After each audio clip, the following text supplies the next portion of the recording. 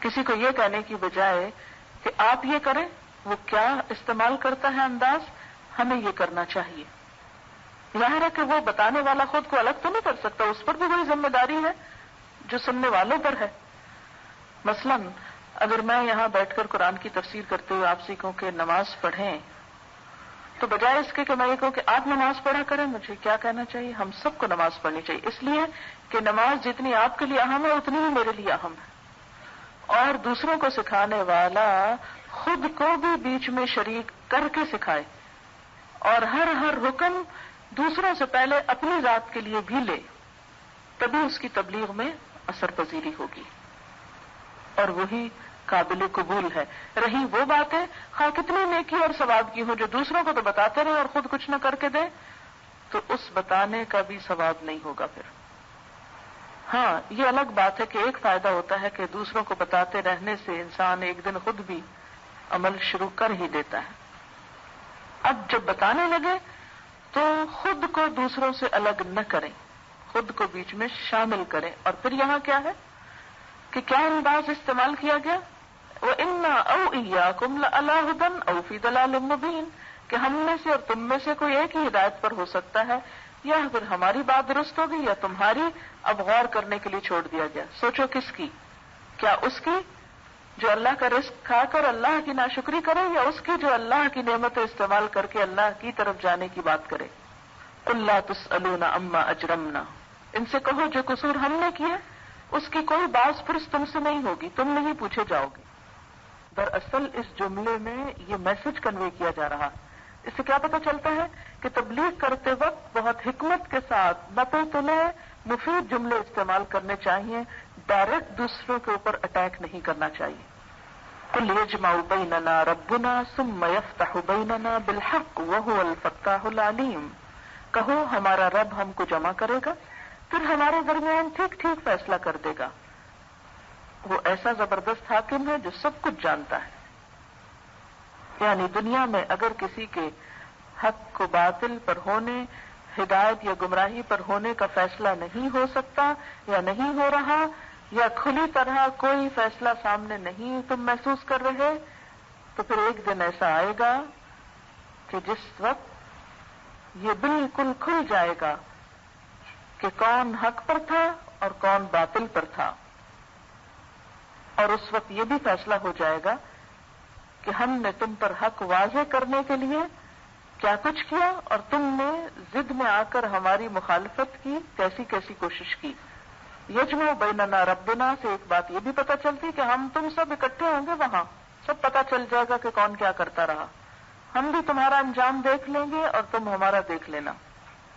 ایک طرح سے انڈائریکٹلی چیلنج پہ چیلنج ہے، جھنجھوڑا جا رہا ہے کہ ہوش میں آؤ، صرف ضد کی وجہ سے حق کا انکار مت کرو. قل ارونی، کہہ دیجئے دکھاؤ مجھ کو، الذین الحقتم بہ شرکاء، کون ہے وہ ہستیاں جنہیں تم نے اس کے ساتھ شریک لگا رکھا ہے. الحق تم ملا دیا. الحاق کیا ہوتا ہے؟ ایک چیز کو دوسرے کے پیچھے لگا دینا، اس کے ساتھ ملا دینا. کہاں وہ ہستیاں جن کو تم نے اللہ کے ساتھ ملا دیا؟ یہ اشرک تم ہی کی طرح ہے. کلا، ہرگز نہیں، کوئی نہیں اس کا شریک ہو سکتا. بل هو اللہ العزیز الحکیم، بلکہ وہی اللہ زبردست ہے، حکمت والا ہے، اس کا کوئی شریک ہو ہی نہیں سکتا. وما ارسلناک الا کافۃ للناس بشیرا ونذیرا ولکن اکثر الناس لا یعلمون. اور اے نبی صلی اللہ علیہ وسلم، ہم نے آپ کو تمام انسانوں کے لیے بشیر و نذیر بنا کر بھیجا ہے، مگر اکثر لوگ جانتے نہیں ہیں. یعنی دو باتیں اس سے بیان کی گئی کہ آپ صلی اللہ علیہ وسلم کی نبوت اور رسالت صرف آپ کے شہر، آپ کے ملک یا آپ کے دور کے لوگوں کے لیے نہیں، بلکہ دنیا کے تمام انسانوں کے لیے اور ہمیشہ کے لیے آپ کو نبی بنا کے بھیجا گیا. لیکن یہ لوگ تمہاری قدر و منزلت جانتے ہی نہیں، انہیں احساس ہی نہیں کہ یہ کون عظیم ہستی ہے جو ان کے درمیان مبعوث کی گئی. یہ مضمون قرآن پاک کی متعدد صورتوں میں بیان کیا گیا ہے کہ آپ صلی اللہ علیہ وسلم تمام انسانوں کے لیے رسول بنا کر بھیجے گئے تھے. مثلا سورۃ الانعام میں وَأُوحِيَ إِلَيَّ هَذَا الْقُرْآنُ لِأُنذِرَكُم بِهِ وَمَن بَلَغَ، میری طرف یہ قرآن وحی کیا گیا تاکہ اس کے ذریعے سے میں تم کو متنبہ کروں اور ہر اس شخص کو جسے یہ پہنچے۔ گویا قرآن اور نبی صلی اللہ علیہ وسلم دونوں ہی تمام انسانوں کے لیے ہیں۔ سورۃ الاعراف میں آتا ہے قُلْ يَا أَيُّهَا النَّاسُ إِنِّي رَسُولُ اللَّهِ إِلَيْكُمْ جَمِيعًا، اے نبی صلی اللہ علیہ وسلم کہہ دیجئے کہ اے انسانوں میں تم سب کی طرف اللہ کا رسول ہوں۔ سورۃ الانبیاء وَمَا أَرْسَلْنَاكَ إِلَّا رَحْمَةً لِّلْعَالَمِينَ، اور اے نبی صلی اللہ علیہ وسلم ہم نے نہیں بھیجا تم کو مگر تمام جہان والوں کے لیے رحمت بنا کر۔ سورۃ الفرقان تبارک الذی نزل الفرقان علی عبدہ لیکون للعالمین نذیرا، بڑی برکت والا ہے وہ جس نے اپنے بندے پر فرقان نازل کیا تاکہ وہ تمام جہان والوں کو متنبہ کرنے والا ہو۔ یہی بات متعدد احادیث میں بیان کی گئی۔ آپ صلی اللہ علیہ وسلم نے فرمایا، مسند احمد کی روایت ہے، بعثت الی الاحمر والاسود، میں کالے اور گورے سب کی طرف بھیجا گیا ہوں۔ مسند احمد میں ہے، میں عمومیت کے ساتھ تمام انسانوں کی طرف بھیجا گیا ہوں، حالانکہ مجھ سے پہلے جو نبی بھی گزرا ہے وہ اپنی قوم کی طرف بھیجا جاتا تھا۔ یہی آپ کی خصوصیت ہے، تمام انبیاء پر فضیلت ہے کہ آپ ایک خاص دور اور لوگوں کے لیے نہیں، سب کے لیے ہیں۔ بخاری مسلم کی روایت ہے، آپ نے فرمایا پہلے ہر نبی خاص اپنی قوم کی طرف بھیجا جاتا اور میں تمام انسانوں کے لیے مبعوث ہوا ہوں۔ بخاری اور مسلم کی روایت، میری بعثت اور قیامت اس طرح ہے، یہ فرماتے ہوئے آپ نے اپنی 2 انگلیاں اٹھائیں، اور یہ مضمون سورۃ الاحزاب جو اس سے پہلے ہی گزری ہے اس میں بھی ان الفاظ میں بیان ہوا ہے کہ ما کان محمد ابا احد من رجالکم ولکن رسول اللہ وخاتم النبیین، کہ آپ کے بعد کسی اور کو اب رسول نبی بن کر نہیں آنا، آپ ہی سب کے لیے ہیں اور آپ کی رسالت سب کے لیے کافی ہے۔ لیکن ساتھ ہی فرمایا وَلَكِنَّ أَكْثَرَ النَّاسِ لَا يَعْلَمُونَ، لیکن اکثر لوگ یہ بات نہیں جانتے۔ یہ کتنی بڑی حقیقت کو آشکارا کیا گیا ہے، اور اکثر لوگ میں تمام مذاہب کے لوگ آ جاتے ہیں۔ ان کے علماء اور رہبان ان کو یہ سکھاتے ہی نہیں کہ دیگر انبیاء کے ساتھ ساتھ آپ پر ایمان لانا ضروری، اور کوئی شخص مسلمان ہو نہیں سکتا جب تک اللہ کو ماننے، قیامت، رسولوں، پیغمبروں، آخرت کو ماننے کے ساتھ ساتھ آپ کو نہ مانے۔ کسی کا دین مکمل ہی نہیں ہوتا جب تک وہ آپ کی رسالت پر ایمان نہ لائے، اور اسی طرح آپ کے بعد بھی کسی اور کو رسول نہ سمجھے، یہ نہایت ضروری ہے۔ اب آپ دیکھیے کہ اس کی وجہ کیا ہے۔ ایک تو یہ کہ لا علمی، سبب کون ہے اس لا علمی کا؟ کس کو بتانا چاہیے تھا سب لوگوں کو؟ کس کی ذمہ داری ہے؟ آپ کو معلوم ہے نا کہ آپ کے دور میں آپ نے خود بتایا کہ میں لوگوں تمہاری طرف رسول بنا کر بھیجا گیا ہوں، جیسے سورۃ الاعراف میں بھی کہا گیا قل، آپ کہیے، بتائیے ان کو، یا ایھا الناس انی رسول اللہ الیکم جمیعا۔ آپ کے بعد صحابہ کرام نے کیا کیا؟ دنیا کے گوشے گوشے میں پھیل گئے، ہجرتیں کی اور لوگوں کو جا کر بتایا کہ محمد رسول اللہ ہیں صلی اللہ علیہ وسلم۔ لیکن آج ہم میں سے کتنے لوگ اس پیغام کو عام کر رہے ہیں ان تک جو جانتے نہیں؟ وَلَكِنَّ أَكْثَرَ النَّاسِ لَا يَعْلَمُونَ، ایسے ہی دنیا سے چلے جاتے ہیں آپ کو پہچانے بغیر، حالانکہ آپ محسن انسانیت ہیں، سب کے لیے باعث رحمت ہیں۔ کسی بھی قوم کے پاس اتنا بڑا لیڈر ہو، اتنا بڑا ہیرو ہو، اتنی بڑی شخصیت ہو، اور پھر وہ اس سے غافل ہو جائے، ایسی قوم بھلا ترقی کب کر سکتی؟ آگے کیسے بڑھ سکتی؟ کہ جس کے پاس بے مثال انسان ہو، جس کی سیرت کا ایک ایک پہلو ظاہر و باطن کا آج تک ہمارے پاس صحیح احادیث اور قرآن پاک کی شکل میں موجود ہو، اور پھر اس سے غفلت برتی جائے، اور وہ کہتے ہیں یہ وعدہ کب پورا ہوگا، قیامت کب آئے گی، ان کنتم صادقین، اگر تم سچے ہو۔ قل لکم میعاد یوم تستأخرون عنہ ساعۃ ولا تستقدمون، کہو تمہارے لیے ایک ایسے دن کی میعاد مقرر ہے جس کے آنے میں نہ ایک گھڑی بھر کی تاخیر تم کر سکتے ہو اور نہ گھڑی بھر پہلے اسے لا سکتے ہو. یعنی اس کا ایک وقت مقرر ہے، وہ جب ہی آئے گی. تمہاری بے چینی اور پریشانی سے وہ جلدی نہیں آ سکتی اور تمہارے ٹالنے سے وہ لیٹ نہیں ہو سکتی. اس لیے بار بار اس کے مطالبے کی ضرورت نہیں. یہ بالکل ایسے نا جیسے آپ بچوں کو اگر کہیں لے جائیں اور سفر ہو 4-5 گھنٹے کا تو وہ تھوڑی دیر کے بعد کیا پوچھنے لگتے ہیں؟ کب آئے گا؟ جہاز میں ہو، گاڑی میں ہو، کہیں ہو، کب آئے گا؟ پہلے گھر سے شور مچاتے جلدی چلیں اور جب چلنے لگتے کہتے کب آئے گا؟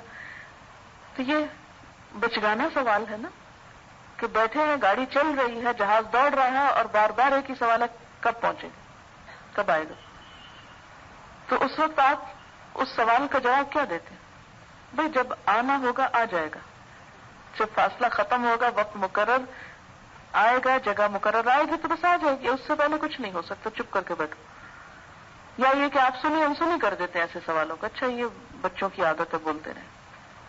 تو جب ایسے ہی بچگانا سوال بڑے کرنے لگے کہ قیامت کس تاریخ کو آئے گی، کب آئے گی؟ بھئی آئے گی. ایک شخص نے آ کے آپ سے پوچھا تو آپ نے فرمایا تم بتاؤ تم نے اس کے لیے تیاری کیا کر رکھی؟ یہ پوچھنے کی بجائے کہ وہ آئے گی کب، یہ بتاؤ تم نے تیار کیا کیا اس دن کے لیے. تو یہ ایک غیر سنجیدہ سوال ہے کہ وہ کب آئے گی. ہمارا دھیان اس پر ہونا چاہیے کہ اس دن کے لیے ہمارے پاس ہے کیا.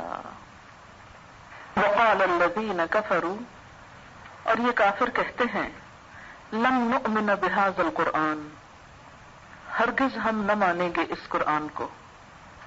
ولا بالذی بین یدیہ، اور نہ کسی ایسی چیز کو جس سے پہلے آ چکی، یعنی کسی بھی کتاب کو نہیں مانیں گے. ایسے ہی لوگوں کو پھر کافر کہا جاتا ہے جو آسمانی کتابوں میں سے کسی ایک کو بھی نہ مانے یا کسی ایک کو نہ مانے. ایسے لوگوں کا حال کیا ہوگا؟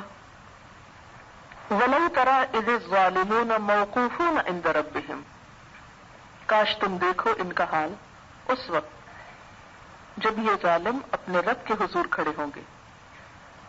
کیا کریں گے کھڑے ہو کر؟ يَرْجِعُ بَعْضُهُمْ إِلَىٰ بَعْضٍ الْقَوْلِ، اس وقت یہ ایک دوسرے پر بات ڈالیں گے، پلٹائیں گے، یعنی الزام دھریں گے، ایک دوسرے کو بلیم کریں گے. یقول الذین استضعفوا للذین استکبروا لولا انتم لکنا مؤمنین، جو لوگ دنیا میں دبا کے رکھے گئے تھے، کمزور بنا کے رکھے گئے تھے، وہ بڑے بننے والوں سے کہیں گے اگر تم نہ ہوتے تو ہم مومن ہوتے، تم ہی ہماری گمراہی کا سبب بنے ہو. یہاں پر آپ دیکھیے کہ آیت کے پہلے حصے میں آسمانی کتابوں کا انکار ہے، اس کی بات کی گئی. آسمانی کتابیں دراصل کیا ہیں؟ مثلاً قرآن کیا ہے؟ ہدی للمتقین، ہدایت کا ذریعہ ہے، رہنمائی کا ذریعہ ہے، ایک طرح سے خاموش لیڈر ہے ہماری یہ کتاب. جب لوگ اصل لیڈر کو نہیں جانتے، جیسے پیچھے گزر چکا کہ نبی صلی اللہ علیہ وسلم کے بارے میں اکثر نہیں جانتے، پھر آپ کی لائی ہوئی کتاب کو نہیں جانتے، اس سے لا علم ہے، غافل ہیں، تو لامحالہ طور پر وہ اپنے لیے کوئی اور لیڈر تجویز کر لیتے ہیں. انسان ایک کمزور مخلوق ہے، اس کے اندر ایک خواہش ہوتی ہے، تڑپ ہوتی ہے کہ وہ کسی ایسے کو چاہے، کسی ایسے پر اعتماد کرے، کسی ایسے کا سہارا لے جو اس کی مشکلات حل کر سکے، جو اس کے دکھ بانٹ سکے، جو اس کے کام آ سکے. بچے ماں باپ کو جب زیادہ چھوٹے ہوتے ہیں کیوں زیادہ چاہتے ہیں؟ اس لیے کہ ان کو پتا ہے کہ ہماری ساری مشکلیں پریشانیاں یہاں حل ہوتی، اس لیے ان کو چاہتے ہیں، ان کی بات بھی مانتے ہیں. جب انڈیپینڈنٹ ہو جاتے ہیں، بڑے ہو جاتے ہیں، تو چاہت بھی کم ہو جاتی ہے اور بات بھی کم مانی جاتی ہے، پھر وہ مقام کوئی اور لے لیتا ہے. اسی طرح عام انسان بھی کسی نہ کسی کے اوپر ڈپینڈ ضرور کرتے ہیں. انسانوں میں سے یا ظاہری نظر آنے والی چیزوں میں سے ان کو اپنا سہارا مانتے ہیں. انکانشیسلی یا ان کے بیک آف مائنڈ پہ کسی نہ کسی انسان پہ ڈپینڈ کرنا، یہ ریلائی کرنے کا ایک جذبہ یا مادہ ہوتا ہے. عموماً انسان ان لوگوں کی طرف، ان ہستیوں کی طرف، ان لیڈرز کی طرف مائل ہو جاتا ہے، انکلائنڈ ہو جاتا ہے جہاں انسان یہ سمجھتا ہے کہ ان کی بات میری مرضی کے مطابق ہے، یا جن کی بات اس کے دل کو لگتی ہے، جن سے وہ متاثر ہوتا ہے، یا جن کی بات اس کو اپنے فائدے میں لگتی ہے، یا ان کی کوئی ادا بھا جاتی، لہذا انسان آنکھیں بند کر کے ایسے لوگوں کی دنیا میں پیروی شروع کر دیتا ہے۔ اسی سے شخصیت پرستی کے دروازے کھلتے ہیں کہ کسی کی بات کو بھی آنکھیں بند کر کے اندھا دھند اختیار کر لینا اسلام میں اس چیز سے منع کیا گیا ہے۔ کسی بھی انسان کی پیروی کرنے سے پہلے ایک معیار رکھو، ضرور یہ دیکھو کہ کیا اس کی باتیں رب کی باتیں ہیں یا کسی اور چیز کی طرف بلا رہا ہے، کوئی اور مفادات کا کھیل تو نہیں۔ جو لوگ عقل اور شعور سے کام نہیں لیتے اور اندھا دھند لوگوں کی پیروی کرنا شروع کر دیتے ہیں، وہ عموماً اللہ تعالی کی رضا سے دور ہو جاتے ہیں۔ دنیا میں تو چونکہ دونوں کے ایک دوسرے سے مفادات وابستہ ہوتے ہیں، لیڈرز کے اپنے عوام سے، فالوورز سے، اور فالوورز کے لیڈرز سے، لہذا وہ ایک دوسرے کی غلطیوں کو چھپاتے رہتے ہیں، کوتاہیوں اور عیبوں پہ پردہ ڈالتے رہتے ہیں، ان کو کور کرتے رہتے ہیں۔ لیکن قیامت کے دن جب سارے حقائق کھل جائیں گے، وہ پردہ ہٹا دیا جائے گا اور اصل سچائی سامنے آئے گی، تو انسان کو پتہ چل جائے گا کہ کون اس کا خیر خواہ تھا اور کون اس کے حق میں ظالم تھا۔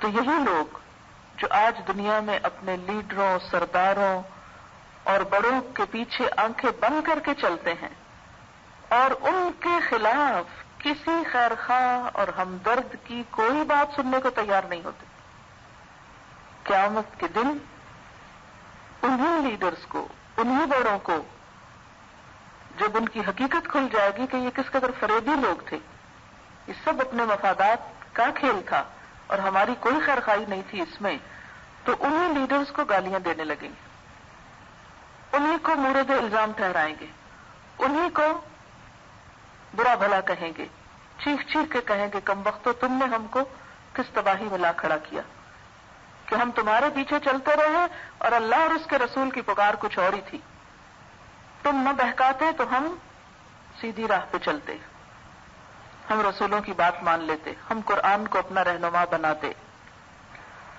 ایسے میں وہ جو بڑے تھے وہ الزام خود کے اوپر نہیں لیں گے، ان کی اس بات کو قبول نہیں کریں گے، حالانکہ دنیا میں ایسا ہوتا رہا، لیکن وہ اس سے بری ذمہ ہونے کی کوشش کریں گے، اپنے فالوورز کو ڈسون کریں گے۔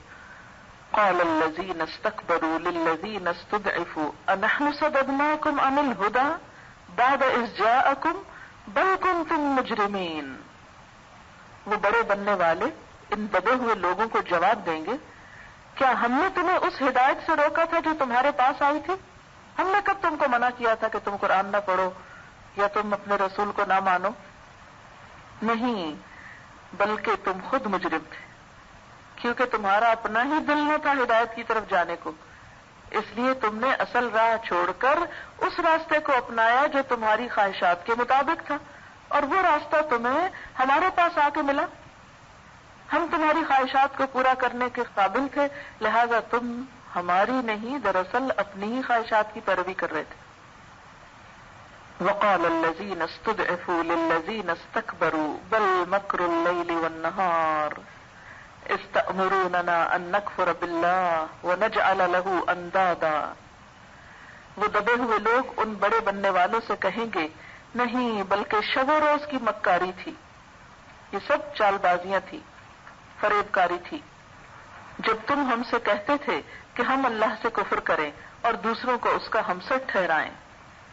یعنی الزام تراشی کے باوجود پھر دونوں ہی شرمندہ ہوں گے، لیکن زبان سے ظاہر نہ کریں گے، وَأَسَرُّ النَّدَامَ، اور دل میں ندامت چھپائیں گے، ایک دوسرے کو بلیم کرتے جائیں گے لیکن اندر سے ٹوٹ رہے ہوں گے، شرمندگی چھا رہی ہوگی۔ کب؟ لما رأوا العذاب، جب عذاب سامنے دیکھیں گے۔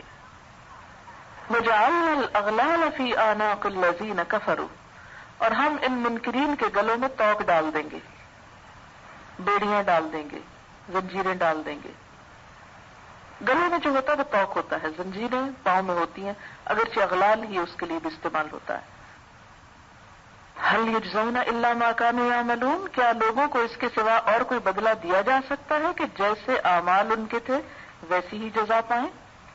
تو اس سے کیا پتہ چلتا ہے کہ دنیا میں انسان کو عقل سوچ سمجھ سے کام لینا چاہیے، آنکھیں بند کر کے کسی کی تابعداری نہیں کرنی چاہیے۔ اندھی عقیدت اور اندھی محبت کا اسلام میں کوئی تصور نہیں، نہ کسی بلائنڈ فیتھ کا ہے، نہ بلائنڈ لو کا ہے، نہ کسی اور چیز کا ہے۔ اللہ نے انسان کو آنکھیں دے کر، دماغ دے کر، دل دے کر پیدا کیا ہے، اپنی عقل استعمال کرے اور سب سے بڑھ کر اپنے خالق کا حق پہچانے۔ کسی کی بڑائی بھی اگر دل میں ہے تو دل کو کھنگالے اور اپنے بھلے کے لیے سوچے کہ اس کی بڑائی کو تسلیم کرنا، اس کو بڑا ماننا، اس کی پیروی کرنا۔ کیونکہ ہوتا پتہ کیا مشکل یہ ہے کہ انسان جب کسی کو بڑا مان لیتا ہے نا، پھر آنکھیں بند کر کے اس کی پیروی شروع کر دیتا ہے۔ ویسے بھی انسان کیا چاہتا ہے، خود اس کو کچھ نہ سوچنا پڑے، کچھ نہ کرنا پڑے، پکی پکائی کھیر ہو، کسی کی انگلی پکڑوں بس کو پار لگا دے، وہ خود نہ مجھے کچھ کرنا پڑے۔ کام چوری ہے نا ہر معاملے میں، تو دین کے معاملے میں بھی کیا، خود میں کہاں سے اب عبادت کروں، اطاعت کروں، ان بڑوں کو مان لیں گے یہ ہم کو بھی پار کروا دیں گے۔ نہیں، لقد خلقنا الانسان فی کبد، ہم نے انسان کو مشقت میں پیدا کیا۔ اللہ نے 2 ہاتھ دیے کام کو، یہ ساری طاقت دی کسی مقصد کے لیے، کھیل کود کے لیے نہیں کہ تم دنیا میں انجوائے کرتے رہو اور جب دین کا معاملہ ہے تو بڑوں پہ ڈیپینڈ کر کے ان کے حوالے کر دو کہ ہم تو فلاں کے ماننے والے ہیں، وہ ہم کو چھڑا لیں گے۔ کیونکہ پیچھے شفاعت کی بات بھی اسی لیے رد کی گئی نا کہ ایسی کوئی سفارش نہیں کہ تم غلط کام کرو اور کسی انسان پہ ڈیپینڈ کر کے آ جاؤ کہ وہ چھڑائے گا تم کو، نہیں۔ اب دیکھیے کہ اگر آپ عام معاشرے کے اندر دین کے بارے میں باتیں سنیں تو وہ اسی قسم کی گفتگو نہیں ہوتی۔ ایک دوسرے کو کہہ رہے ہوتے ہیں کہ اچھا تم جنت میں جانے سے پہلے ہم کو نہ بھولنا، ہم کو بھی ساتھ پکڑ لے جانا، ہم تمہارا پلو پکڑ لیں گے، ہم تمہارے انگلی پکڑ لیں گے۔ یہ سب باتیں ہیں دنیا میں کرنے کی، ان کی حقیقت کچھ نہیں جب تک خود پاس نہ ہو۔ کیا ایسا کبھی ہوا کہ کسی کرکٹ میچ کو دیکھنے کے لیے آپ کسی اسٹیڈیم میں جا رہے ہیں اور آپ کے پاس اپنا ٹکٹ نہیں اور اپنا پاس نہیں اور آپ کہیں وہ جو ابا جا رہے ہیں میں ان کے پیچھے جا رہا ہوں؟ ایک دن کا بچہ بھی ہو تو جہاز میں بیٹھنے کے لیے ٹکٹ خریدنا پڑتا ہے اس کا، کہ آپ اپنی سیٹ پہ بیٹھیں اور اس کے لیے الگ ٹکٹ خریدیں۔ وہ کہ نہیں میں تو اس کے لیے سیٹ نہیں لے رہا، گود میں اٹھایا، نہیں پہلے آپ گود میں اٹھائیں، ٹکٹ لینا ہے آپ کو اس کے لیے۔ لیکن آخرت کا معاملہ ہم نے دوسروں پہ ڈال رکھا ہے، دوسرے ہمارے حصے کے کام کر دیں گے۔ کیسے کر دیں گے؟ جب تک خود نہ کھائیں بھوک کیسے مٹتی ہے؟ اپنے حصے کا دوسروں کو کھلا دیا کریں اور کہا کریں کہ انہوں نے کھا لیا ہم نے کھا لیا، بات ہو گئی برابر۔ نہیں، اللہ کی اطاعت اور بندگی کا معاملہ کھانے پینے سے بھی کہیں اہم ہے، کرکٹ میچ کے ٹکٹ سے پاس سے بھی زیادہ اہم ہے۔ جب تک خود اپنے لیے کچھ نہ کیا، صرف دوسروں پہ بھروسہ کر کے اور دوسروں کے عمل پہ ٹیک لگا کے جنت میں نہیں پہنچا جا سکتا۔ اور پھر یہ جو ہے نا بل مکر اللیل والنہار، یہ دن رات کی مکاری تھی، یعنی رات دن ہمیں گمراہ کرنے پہ تلے ہوئے تھے، یہ مراد ہے اس سے۔ رات دن کی مکاری یعنی کچھ گمراہی رات کے وقت اور کچھ دن کے وقت۔ ورنہ یہ ہے کہ کسی لیڈر کے پاس کوئی طاقت نہیں کہ لوگوں کو زبردستی ہدایت سے روک سکے، یہ انسان کی اپنی کمزوری ہوتی ہے جو دوسروں پہ ڈالتا ہے۔ بہرحال کوئی بھی امتحان میں فیل ہونے والا اگر یہ کہے کہ ٹیچر آپ اچھا پڑھاتی نہیں تھی اس لیے امتحان میں فیل ہو گیا ہوں، تو کہیں بھی آپ یہ شکایت لگا کر پاس نہیں ہو سکتے۔ اگر ٹیچر اچھا نہیں پڑھاتے تھے کہیں اور جا کے پڑھتے، لیکن پڑھنا تو ضروری تھا۔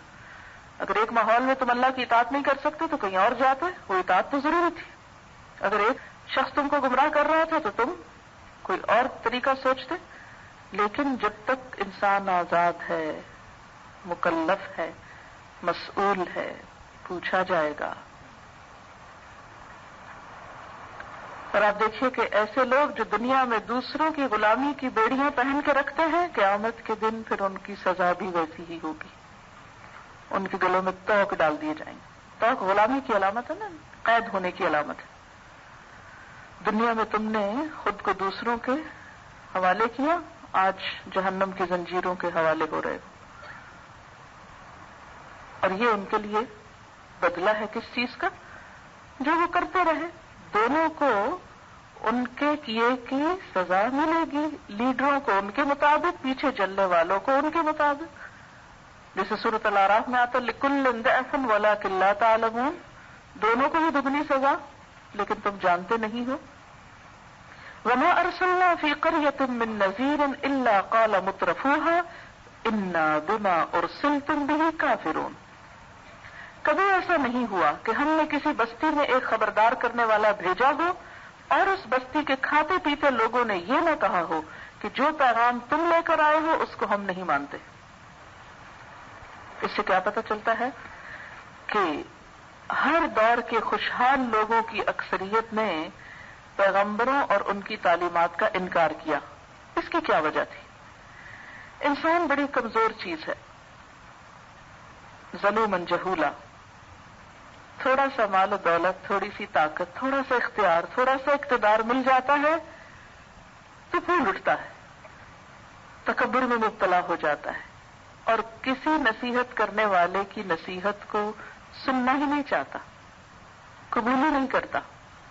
اور یہی چیز خود انسان کے لیے نقصان دہ ہو جاتی. تو کسی بھی معاشرے کے خوشحال لوگ حق کا، پیغمبروں کا عموماً انکار کیوں کرتے رہے؟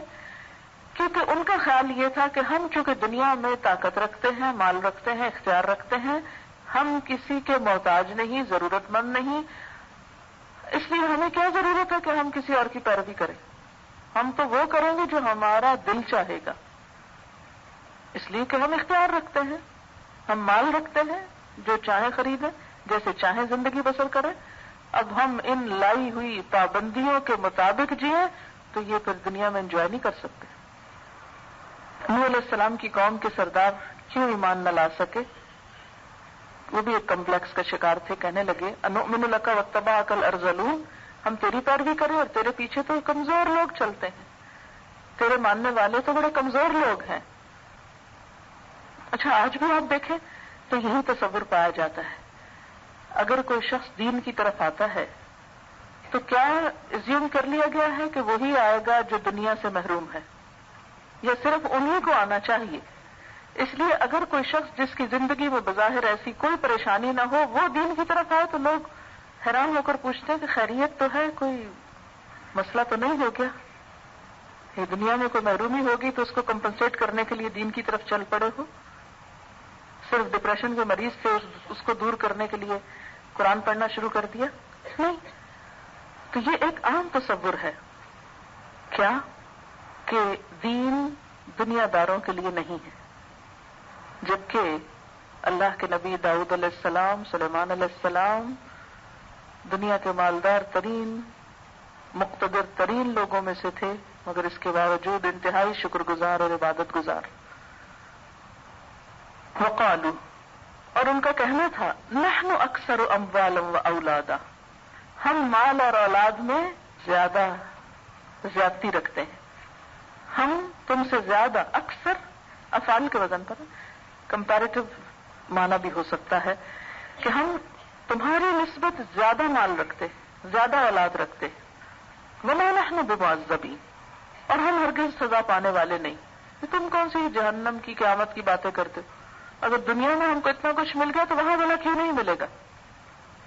ہم بھلا اتنے جہنم کے حقدار ہوں، جیسے یہاں مل گیا ایسے وہاں بھی مل جائے گا.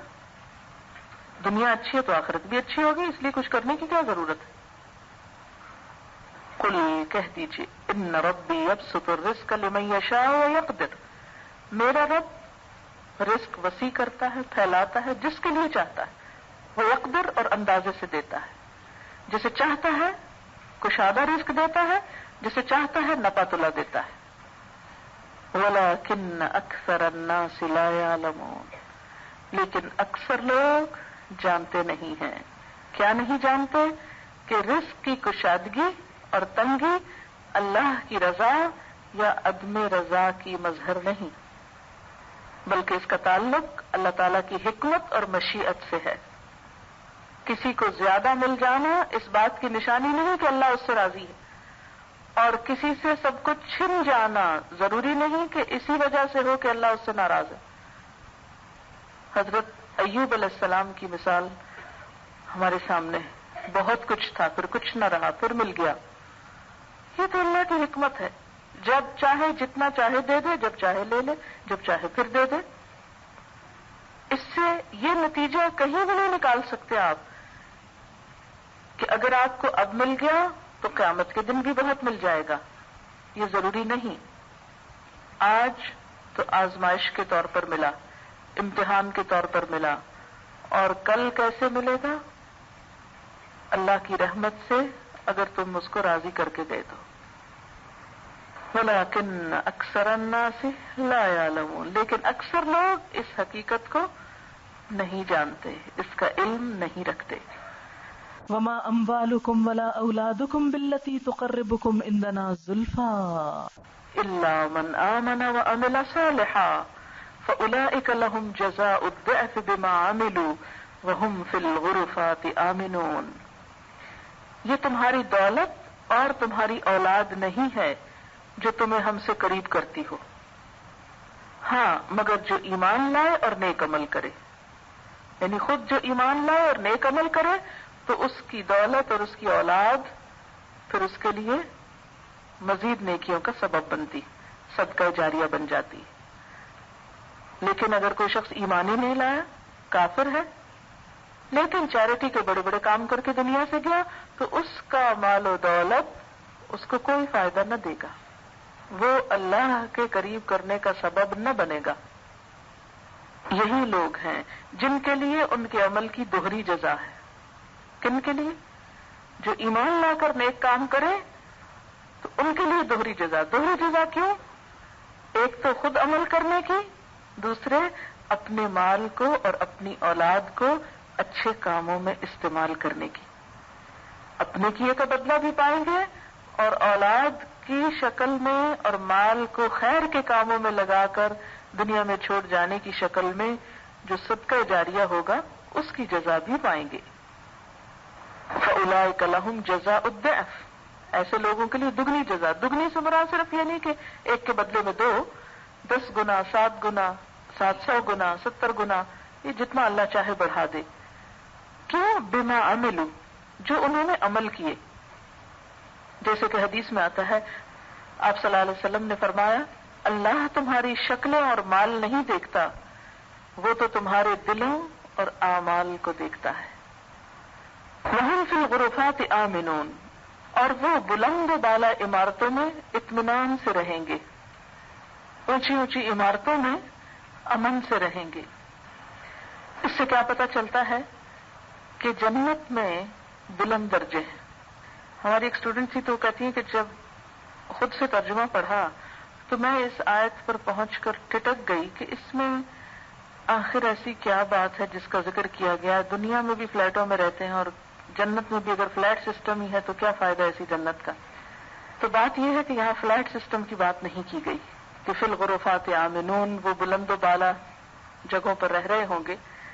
یہ جو بلند و بالا جگہوں کی بات ہے یہ 2-3 طرح سے. ایک تو بلند درجوں کی بات ہے، جنت میں 100 درجے ہیں، اور درجے سے مراد کیا ہوتا ہے؟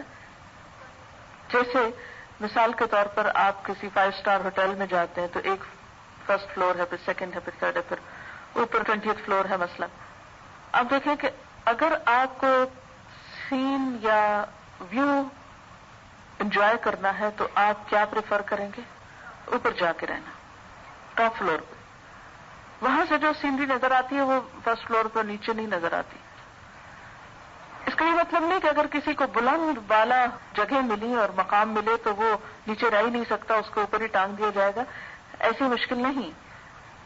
جب دل چاہے نیچے گھومے پھرے، جب دل چاہے اوپر جا کے نظارے کرے. اگر آپ کو کبھی کسی پہاڑ پہ جانے کا اتفاق ہوا ہو تو پہاڑ پہ کھڑے ہو کے جو اللہ کی قدرت نظر آتی ہے، آس پاس کی خوبصورتی، وہ کسی وادی میں نیچے کھڑے ہو کر نہیں آتی. یہ نیچے سے پہاڑ کی چوٹی دیکھ کے وہ لطف نہیں آتا جو چوٹی سے نیچے دیکھ کے اور آس پاس دیکھ کے لطف آتا. دور دور تک کسی بھی شہر، کسی بھی علاقے کا جو دور سے ویو ہوتا ہے. مثلا آپ جہاز پہ جا رہے ہیں تو نیچے سے جو شہر نظر آتا ہے اس کی جو خوبصورتی ہوتی ہے وہ شہر کی انہیں گلیوں میں گزر کے نہیں ہوتی. تو یہ بلندی کبھی بھی ناپسندیدہ نہیں رہی. یہاں اللہ تعالیٰ بلند جگہوں کا ذکر فرما رہے ہیں انسان کی اس حس کی تسکین کے لیے جو آنکھوں کی لذت کے لیے بھی ضروری ہے. آپ نے دیکھا کہ بار بار قرآن پاک میں جنت کی صفت بیان ہوتی ہے تجری من تحتها الانہار. خاص طور پر بلندی سے پانی کا نظارہ جو ہے، انہار کا نظارہ بہت خوبصورت ہوتا ہے. تو وہ انہار من تحتها ہے، تو اگر وہ انہار تحت ہے تو یہ بلندی پر ہوں گے. نبی صلی اللہ علیہ وسلم نے بھی فرمایا جنت میں ایسے بالا خانے ہیں جن کا ظاہر باطن سے اور باطن ظاہر سے نظر آتا ہے. اس سے کیا مطلب ہے کہ اندر جائیں تو سب کچھ باہر کا نظر آتا ہے، باہر کھڑے ہوں تو سب کچھ اندر کا نظر آتا ہے. کیا ہوگا پھر لگا ہوا وہاں پورے کا پورا شیشہ ہی ایسا ہو سکتا ہے نا کہ جس سے باہر کا اندر اور اندر کا باہر نظر آئے. ہم سمجھتے ہیں کہ آج ہم نے ایسی بلڈنگز بنا کے بڑا کمال کیا ہے اور اس میں سارا شیشہ نہیں ہوتا، بس وہ تھوڑا سا گلاس ہوتا ہے، باہر کو نظر آتا ہے. ایسی عمارتیں کتنی خوبصورت نظر آتی ہیں نا کہ پوری گلاس کی ہوتی. ایک آرادی نے کہا یہ کس کے لیے ہے؟ پوچھنے لگا یہ ہے کس کی؟ اگر ایسی عمارتیں ہیں، آپ نے فرمایا جو نرم کلام کرے. یہ جگہ اس کو ملے گی جو نرمی سے بات کرے، کھانا کھلائے اور اکثر روزے رکھے اور لوگوں کی نیند کے وقت نماز پڑھے تہجد. یہ ان کے لیے نرم کلامی کرے، کھانا کھلائے، کثرت سے روزے رکھے اور لوگوں کی نیند کے وقت تہجد پڑھے جب اور سو رہے ہوں آس پاس. کیونکہ جب سارے یہ کام کر رہے ہوتے ہیں نا، مثلا رمضان کی راتوں میں سب تراویح پڑھ رہے ہیں، آپ بھی پڑھ رہے ہیں، بڑا آسان کام ہو گیا نا، سہولت ہو جاتی. یہ سب اٹھے ہوئے ہیں تو آپ بھی اٹھے ہوئے شغل میں. لیکن جب سب سو رہے ہیں تو اس وقت اٹھنا تو بہت ہی مشکل لگتا ہے کہ لو اب ہم اکیلے اٹھے، سبھی مزے کی نیند سو رہے ہیں، ایک ایک کو دیکھ کے حسرت ہو رہی. آج بھی سب سو رہے ہیں، تو اسی لیے تو ابھی سے آپ بلند بالا خانے میں بیٹھے ہوئے ہیں. آج بھی سب کو سوتا چھوڑ کے آئے. صحیح ہے. آپ کو پتا میں بھی جس وقت چلی ہوں تو اس وقت سب دنیا سو رہی تھی، خاموشی تھی. تو مجھے پتا تھا کہ آج 5 فروری ہے، چھٹی ہے، اور لیکن یہ ہے کہ جنت کی راہیں بھی تو پھر محنت اور کوشش کا تقاضا کرتی. تو اس وقت کوئی کام کرنا جب کوئی نہ کر رہا ہو وہ نفس بھی بڑا گراں گزرتا ہے. اسی لیے اس کا اجر بہت ہے. کیونکہ جب سب کر رہے ہیں تو ہم بھی کر رہے ہیں کوئی کام، تو اس میں کیا ہوتا ہے فائدہ؟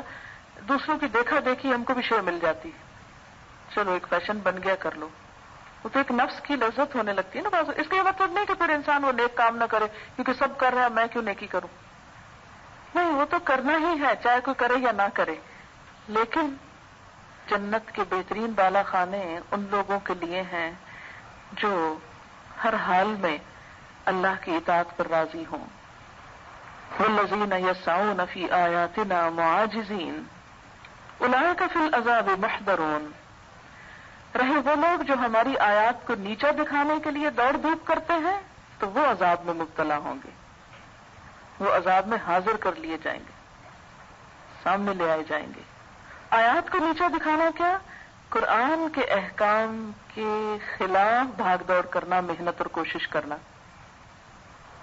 اللہ تعالیٰ کے دین کو حقیر سمجھنا یا حقیر ثابت کرنا یا ان کا مقابلہ کرنا یا ان سے آگے بڑھنے کی کوشش کرنا، یا یہ کہ انسان یہ سمجھے کہ میں دین کو چھوڑ کر بہت عقل مند اور ترقی یافتہ ہو گیا، اور دین کے اوپر عمل کرنے میں اپنی تحقیر سمجھنا. کبھی انسان تھوڑی دیر کے لیے بھی غور کرے نا دین کے کسی حکم کو رد کرتے ہوئے کہ میں کس کی بات رد کر رہا ہوں، کس کی بات کو چھوڑ رہا ہوں، کس کی بات کو حقیر سمجھ رہا ہوں، اور کس سے ڈر رہا ہوں، اور کس کو بڑا سمجھتا ہوں. تو انسان کبھی اس کو رد نہ کرے. یعنی وہ ساری کوششیں جو دنیا میں اللہ کے دین کے مقابلے پر ہوں، اس کے خلاف ہوں، اس کو دبانے کے لیے ہوں، ایسے لوگ بہت دیر تک پنپ نہیں سکتے، جلد ہی عذاب میں پکڑ لیے جائیں گے. قل ان ربی یبسط الرزق لمن یشاء من عباده ویقدر له. اے نبی صلی اللہ علیہ وسلم ان سے کہیے میرا رب اپنے بندوں میں سے جسے چاہتا ہے کھلا رزق دیتا ہے, جسے چاہتا ہے نپا تلا دیتا ہے. یہ بات اس کے فوراً بعد کیوں آئی؟ اس لیے کہ عملی طور پر ہم دیکھتے ہیں کہ جو لوگ جتنی دین کے خلاف باتیں کرتے ہیں, جتنا دین کا مذاق اڑاتے ہیں, عام طور پر وہ اتنے ہی زیادہ مالدار یا دنیا دار ہوتے ہیں, دنیا میں بڑی ترقی کرتے ہیں. اور وہ جو ایمانداری کے اوپر, سچائی کے اوپر قائم ہوتے ہیں, بظاہر وہ دنیا میں پیچھے پیچھے پیچھے دھکیل دیے جاتے ہیں. ہم سب جانتے ہیں کہ لوگوں کے اندر یہ تصور بہت پختہ ہے کہ دنیا میں ترقی کرنے کا راز کیا ہے. ہر قسم کا دھوکہ, فریب, فراڈ جائز کر لو اور سچائی کو جہاں دل چاہے چھوڑ دو, کیونکہ اگر سچائی پہ چلو گے تو کہاں کامیاب ہو سکتے. یہ کام تصور ہے معاشرے کے اندر. اور پھر مثالیں دی جاتی ہیں, وہ فلاں جو اتنا غلط کام کرتا ہے, دیکھو وہ کتنی عیاشی کر رہا ہے, اور ہم ساری زندگی سچ بول بول کے کہاں پڑے. کیا فائدہ ایسے سچ بولنے کا؟ خاص طور پر بچے ایسی باتیں بہت کرتے ہیں, اکثر لوگوں کو اس سے مشکل ہوتی ہے. کبھی انسان خود بھی سوچتا ہے, میں نے اللہ کی کوئی ایسی نافرمانی تو نہیں کی, پھر میری پکڑ کیوں ہو گئی؟ میں نے تو دل سے کبھی بھی اللہ تعالیٰ کے کسی حکم کو رد نہیں کرنا چاہا, تو میری کیا آزمائش ہو گئی؟ اور جو لوگ اتنی اتنی نافرمانیاں کرتے ہیں وہ ایسے ایسے دنیا میں عیش و عشرت کے ساتھ رہ رہے ہیں, سب حرام کاریوں کے باوجود ان کو بہت مل رہا ہے. فرمایا کہ یہ دنیا کی تقسیم اللہ کی اپنی حکمت پر مبنی ہے. وہ کافر کو بھی دیتا ہے, لیکن کس لیے؟ استدراج کے لیے, کہ آہستہ آہستہ پھر یہ اور بٹکے. اور کبھی مومن کو تنگ دست کر دیتا ہے, کس لیے؟ اجر و ثواب کے لیے. وما انفقتم من شیء فهو یخلفہ, اور جو کچھ بھی تم خرچ کرو گے, کوئی بھی چیز, وہ اس کے پیچھے اور لے آئے گا. سمندر کا پانی جب بھاپ بن کے اڑتا ہے تو اس میں کوئی کمی آتی؟ کیا ہوتا ہے؟ کچھ نکلتا جاتا ہے اور کچھ اور آتا جاتا ہے. اللہ کے راستے میں دینا, جیسے کہ نبی صلی اللہ علیہ وسلم نے قسم کھا کے فرمایا, صدقہ مال کو کم نہیں کرتا, صدقے سے مال نہیں کم ہوتا. اخلاف کا لفظ یہاں یخلفہ, اخلاف, ایک چیز کے جانے کے بعد دوسری چیز کو اس کا قائم مقام کر دینا. یعنی ایک چیز ہاتھ سے جائے گی تو اس کے بدلے میں کچھ اور لے آؤں گا, تم فکر نہ کرو, کسی چیز کے جانے کا غم نہ کرو. لِكَيْ لَا تَحْزَنُوا عَلَى مَا فَاتَكُمْ وَلَا مَا أَصَابَكُمْ, نہ غم کرو اس چیز پر جو تمہارے ہاتھ سے چلی گئی, کھو گئی, ختم ہو گئی. کیونکہ اللہ کیا کرتا ہے, پیچھے سے اور لے آتا ہے. سورج غروب ہوتا ہے, پھر اور نیا طلوع ہو جاتا ہے. پودوں پہ خزاں آتی ہے, پھر نئے پتے نکل آتے ہیں. کوئی نقصان ہو جاتا ہے, بیماری ہو جاتی ہے, پھر صحت ہو جاتی ہے. اس لیے کبھی یہ نہ سوچو کہ اللہ کی راہ میں مال خرچ کرنے سے کم ہو جائے گا. نہیں, وہ پیچھے اور لے آئے گا. تم دو نکالو تو صحیح اس کے راستے میں, پیچھے سے اور ڈال دے گا. کیوں؟ وَهُوَ خَيْرُ الرَّازِقِينَ, وہ بہترین رازق ہے. اچھا, یہ جو بات ہے نا, وہ سب سے بہترین رازق ہے, تو مراد اس سے کیا ہے کہ جتنے بھی دنیا میں دینے والے ہیں ان سب کو دینے والا بھی وہ ہے. اور اگر ہم اس کے راہ میں کچھ دیتے بھی ہیں تو اس کے دیے ہوئے میں سے دیتے ہیں, اپنا تھوڑی ہوتا ہے. ہم کو بھی تو وہی دیتا ہے نا. تو جب اسی کے دیے ہوئے میں سے اس کی خوشی کے لیے کچھ دیتے ہیں تو یہ چیز اس کو پسند آتی ہے. خیر الرازقین. وآخر دعوانا الحمدللہ رب العالمین. سبحانک اللہم وبحمدک نشہد ان لا الہ الا انت نستغفرک ونتوب الیک. والسلام علیکم ورحمۃ اللہ وبرکاتہ.